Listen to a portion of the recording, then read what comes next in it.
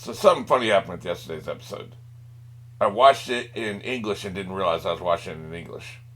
So I would like to believe, you know how some idiots say that they don't see color when they're dealing with other people, people of other races. They don't somehow see color.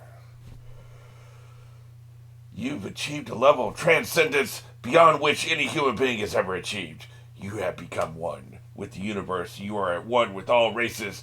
You don't see any cultural and you know literal differences and language differences, and you don't see anything. You just experience soul to soul communication. Like it's just two souls in concert with each other, vibing at the same frequency, and you only see the personality and the soul and the true essence of the person. You don't see any of the cultural trappings. You don't see any of the socio-physiological differences. You just see another human being. That's the level of transcendence you have achieved. We are at one with the universe. And I believe I have achieved the same level of transcendence. I am at one with all kinds and forms of communication. I don't hear whether something's in English or in Japanese, and I don't hear French and Spanish and German and Russian. It's all one to me, baby. I am just one entity vibing at the same frequency with the universe and with all other conscious, sentient human beings. Language has become meaningless. I am just a true spirit of the universe. I have achieved oneness. Or I'm just a idiot who's been getting 2 hours of sleep a night and just can't keep up with shit anymore. One of those things is true. You can lay your money on which one you believe. My God, man. The day before, I did the same thing with Yu Yu. I got halfway through the Yu Yu episode. I think it was Friday. Got halfway through the Yu Yu episode before I realized I was watching Japanese when I was supposed to be watching English. I'm currently watching 9 different anime right now. Some in English, some in Japanese. Who the hell knows which is which? Jesus Christ, I don't understand how I went through that whole episode and didn't realize. But see, it only comes to my consciousness, my tired, no getting sleep brain. The end of the month is always horrible for me. It's the worst, most busiest time. I'm always busy, but then all the busyness, all the deadlines come to fruition, and I have to get certain shit done. There is no other option, right? It doesn't matter how bad I feel. It doesn't matter how little sleep I've had. I got to get this shit done. So the end of the month is terrible. That could be the reason. Or maybe I have achieved one with communication. Like I just don't hear Japanese anymore. I don't hear English. You know, I don't know. But like what I was gonna say though is like you use the only one that I and I don't try to crosstalk too much. Like if you're a Bleach fan, doesn't mean you ever want to hear about Yu Yu and vice versa. So I try not to crosstalk. But this is relevant. Yu Yu is the only one that I actually notice what language I'm listening to because the English dub is effing terrible. It is horrible. So I get annoyed. There's particular characters and specifically who talk, and I'm like, oh, that person's talking. Well, I guess I better strap the hell in and suffer through this. So, I mean, it is what it is. But this show doesn't have that. There isn't anybody in the show. Now, it's also especially relevant last episode, was just centralized on a very minor character so far. She could be very important, I don't know. But specifically a minor character who we haven't really spent much time with. And so it would be different, I think, if we were like talking to Ikachi or the fairy girl who has the things in her hair she could pull out to help her, whatever the hell her name is. I don't think I've ever heard her name in my life. Maybe Big Boy, the really big dude. All the rest of them are locked up. But like if we had spent the day with them, I might have noticed it was Japanese because I might have noticed some voices were different. I don't know. That's where we're at. But there is also a particularly relevant comment, and Ariel's the one who brought that to my attention. I didn't even realize after the fact. I posted as like was going about my day, and suddenly Ariel called out, "Hey, idiot, dumbass, you're listening to it in the wrong language. Did you notice?"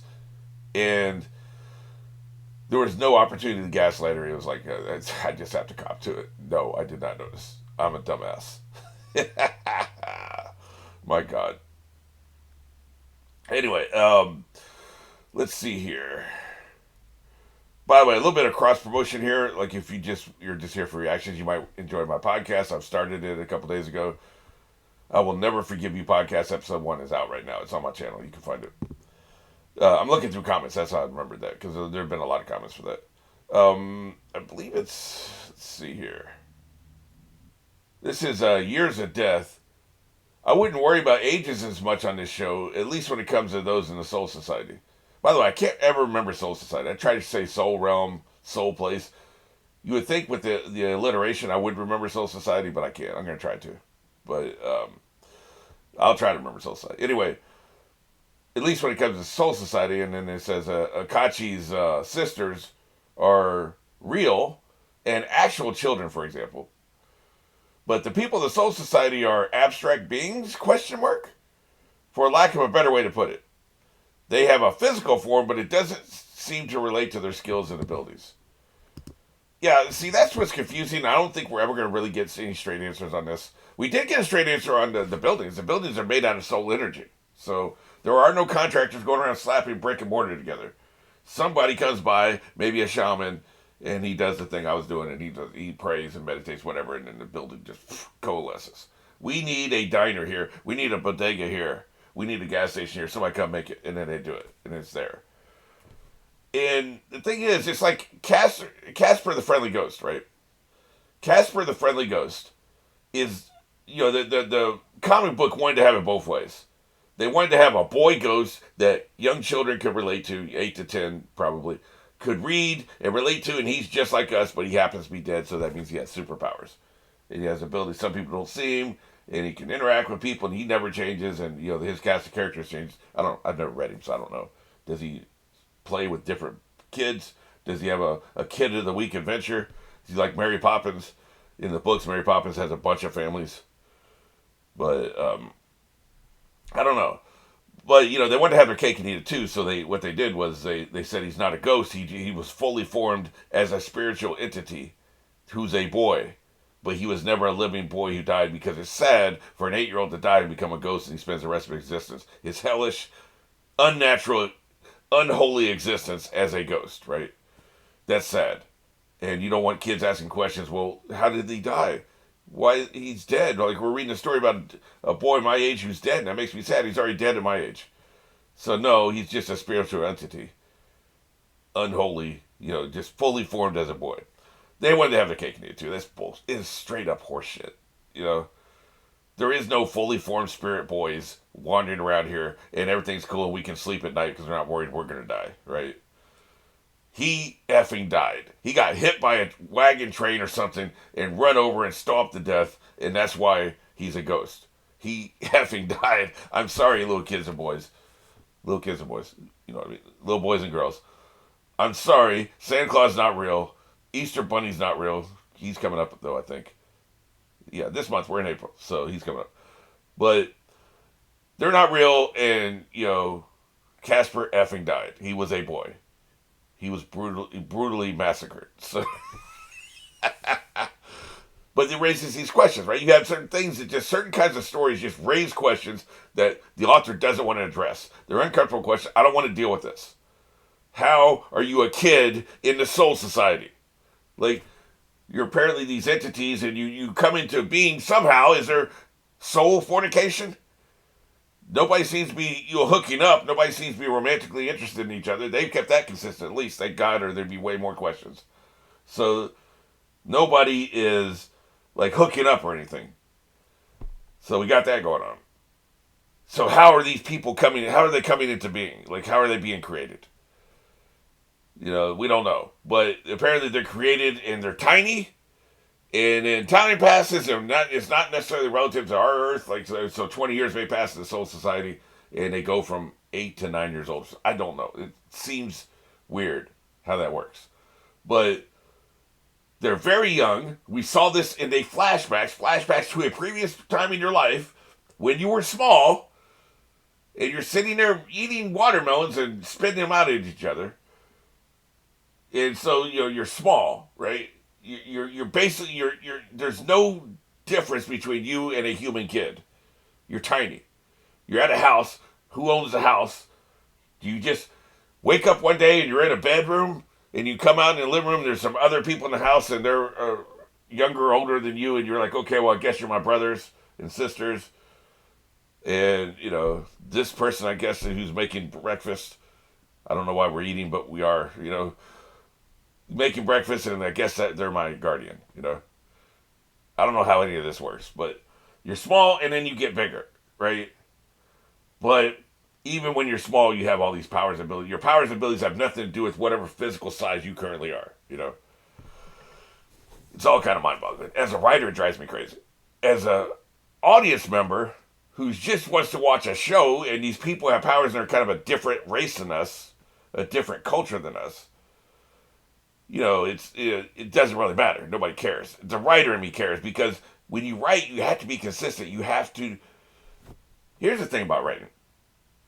Whatever you put on screen that audiences can pull out of it, you have done 90% more work that you would never tell the audience about. So, for instance, if there are trains that run in the Soul Society, you, the author, knows that there are trains, and knows that it's somebody's job to be a train conductor, and knows how the tracks have been run, and what is being carried on these trains, and how often they run. The audience member may never see the train. But it's important to know this, because if you reach a point in the story where it's like, okay, well, we got to get this cargo from here to here. How did it get there? Well, I, the author, know that. So I'm not just pulling shit on my ass. So the world starts to fall apart if there's no consistency. If you know one shipment of new soul power comes from the Capitol building to the docks every day. One shipment of soul power comes every day. Boom. And so a day has passed, and the people at the docks are weak, and now all of a sudden they're powered up again. You know it's because the power came from this place. Now, this is just a random example. I'm just saying.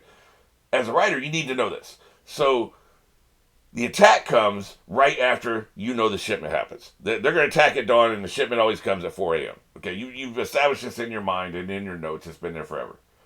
So then the attack comes. So you automatically know they're going to be powered up because they just got a shipment of soul power, right? If the attack happens at night, they've used up most of their soul power during the day, working at the docks or whatever, and so they're going to be weak. And as a writer, since you know this secret information you've never told the audience about, you can be internally consistent. Hey, when we attack the docks in the morning, we get our asses kicked. When we attack at night, we don't. We win.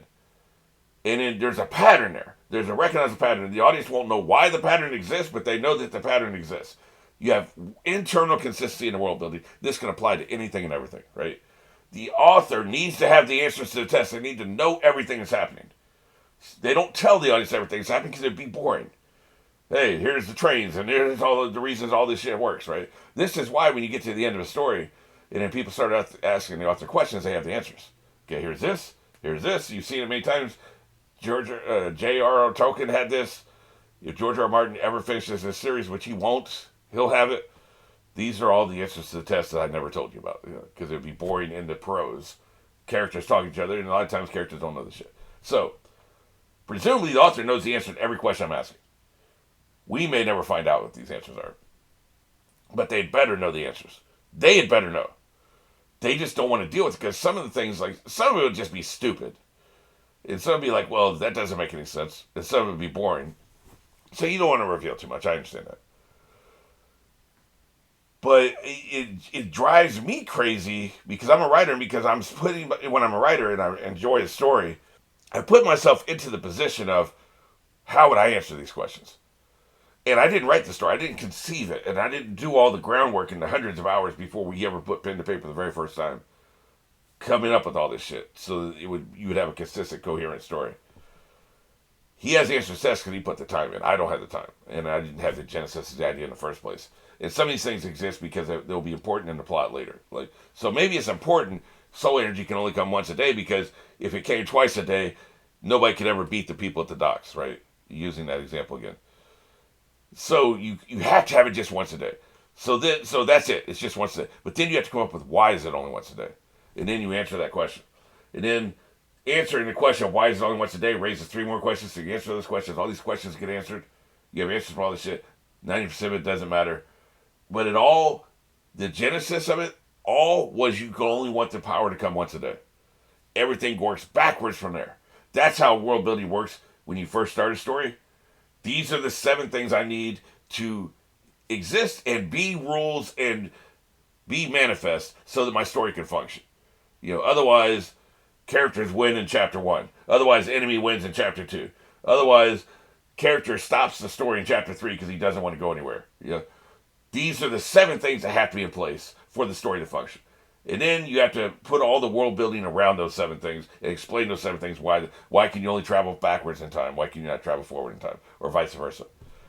Why did all the time turners get destroyed? It's like you have to have these things there in place so the story can function. Like, for instance, in this case, you had to turn into a soul version of yourself to pass through the portal, right? And so I'm assuming that's relevant because if you physically came over, it would raise a bunch of other questions. How are you physically interacting when all these other people are just soul entities? Because I do realize this is a soul realm, and these are all just souls kind of wandering around, simulating real life.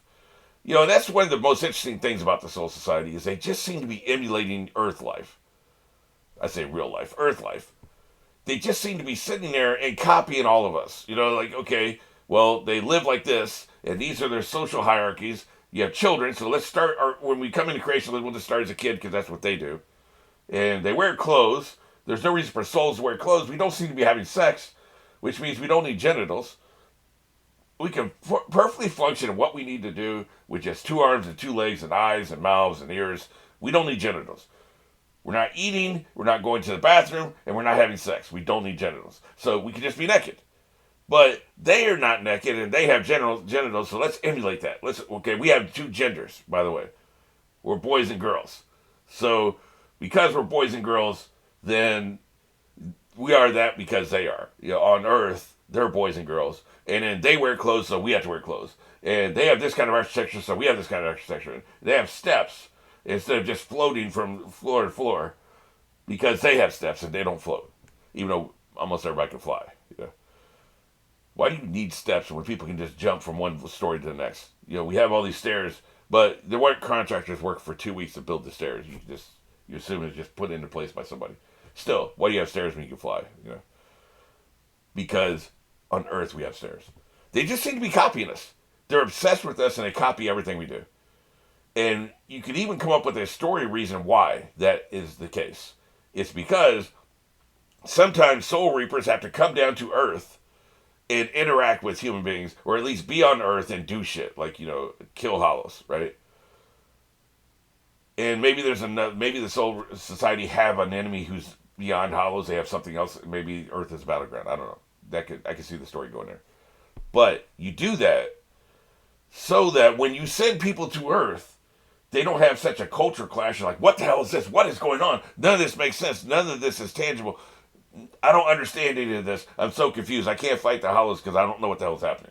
It's a bunch of lights and colors and weird shapes. And these people, they're kind of like us, but they're very different. They have genders and they have clothes and, and they have steps, and look at all these flashing lights and look at all these buildings. And I'm just so confused and so blown away and so out of touch. I'm just going to lay here and curl up in a ball and cry for an hour. Well, if you construct your entire society to kind of be a pale reflection of Earth life, they come to Earth, everything feels pretty familiar. It's a little different. People on Earth are weird. They smell weird and they look weird, but it's similar enough we don't have culture clash where we collapse in a puddle on the floor, right? Would be my in-universe reason why they copy everything we do. And they basically built their society to reflect us. I think it could be more than that, though. I could think it just... There's also just a weird fascination they have with us, the soul people. They're obsessed with us. And, I assume they've emulated our language. Maybe the actual conversations that are happening are just mind-to-mind melds, thought, telepathy or something. And we interpret it as language being spoken, but they can talk to each other. Our invaders have come in and we can have a conversation with the Soul Society. They seem to be speaking our language as well. So then you have that. Maybe somebody comes down to Earth, they need to be able to converse with the local population, so they just grow up knowing that language, right?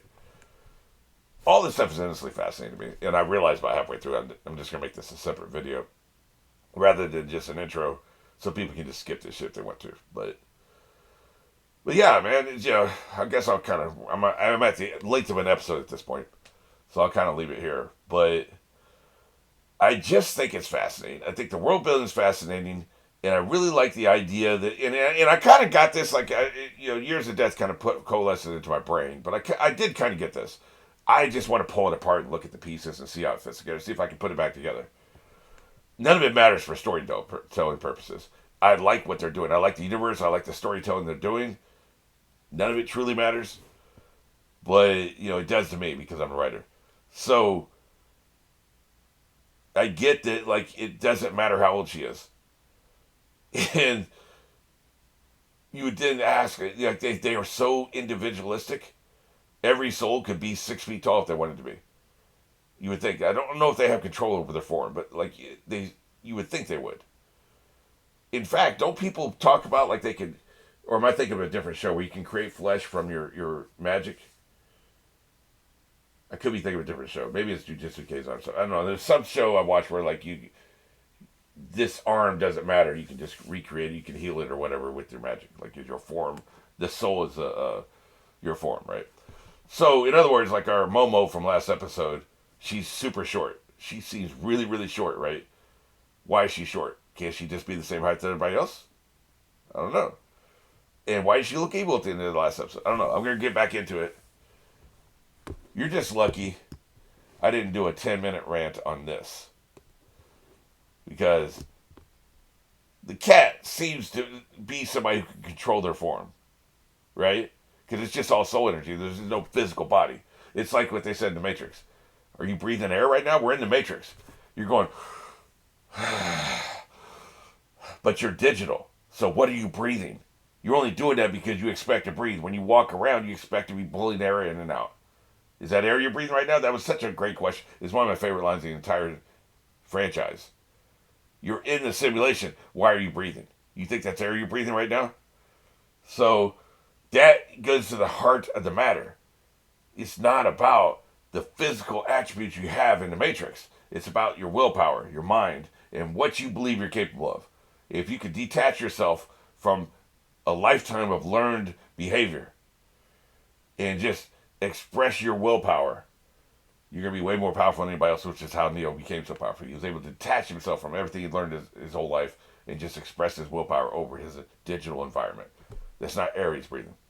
Is it air they're breathing here in the Soul Society? Probably not. So, anyway, enough of that. Let's get into the episode.